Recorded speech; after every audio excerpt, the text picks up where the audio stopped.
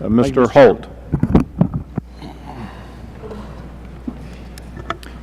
Thank you, Mr. Chairman.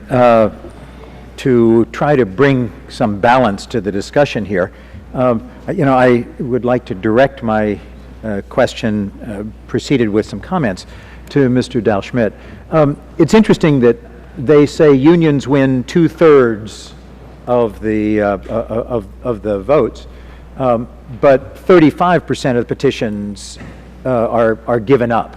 So really, when you look at the big picture, it's remarkable that organizing ever succeeds, it seems to me. The 32 BGA of the SEIU in New Jersey sent me a letter saying they like this rule to streamline and modernize the union election procedures. And the state AFL-CIO similarly talked about the advantages of having electronic filing and modern methods. But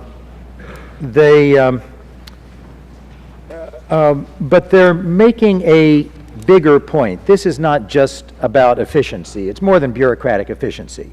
The state AFL-CIO points out that the rules are important because companies use the average two-month length of time before an election to hire union busters, to run anti-union propaganda campaigns, to harass and illegally fire supporters. This gets, I think, to the bigger point of what we're talking about here, that challenging everything does more than make it easier to delay and deny forming bargaining units. It really creates opportunities for abuse and a climate that is, well, as you said, less respectful of the law. Now, opportunities for abuse, the other side will say, well, yeah, unions will abuse this time. The only abuse we heard actually discussed here was that unions sometimes spread misinformation. If so, that would be unfortunate and certainly hard to defend.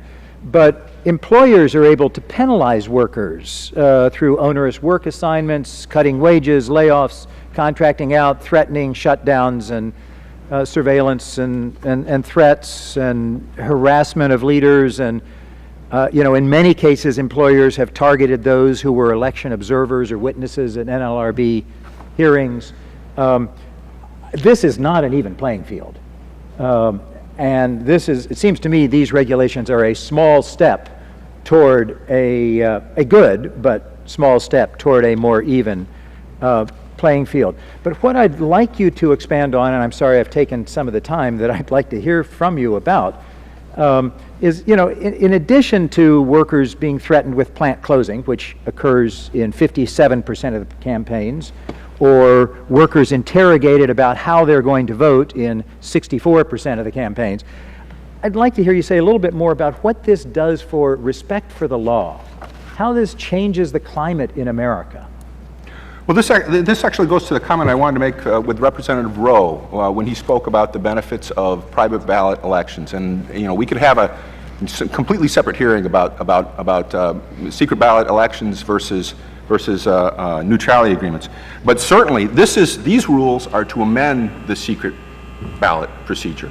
And if you want people to use the secret ballot procedure, rather than be in situations where they have neutrality agreements like Mr. Getz was in, you would want this system to work well so that people will work this. As I mentioned in my written testimony, in the 1990s, unions started to consciously abandon this process because it was so subject to abuse. And it's not the typical, it's not 90% of the cases or 80% of the cases, well, but it's a significant number of cases where employers can use the process to delay and intimidate employees, and that's why unions have started to abandon it. The stat I gave you, and I spent some time looking at the various people that have studied this, is about approximately half of the employees who are organized now are organized outside of this process. So if you want to bring them back in this process, you need to make it work.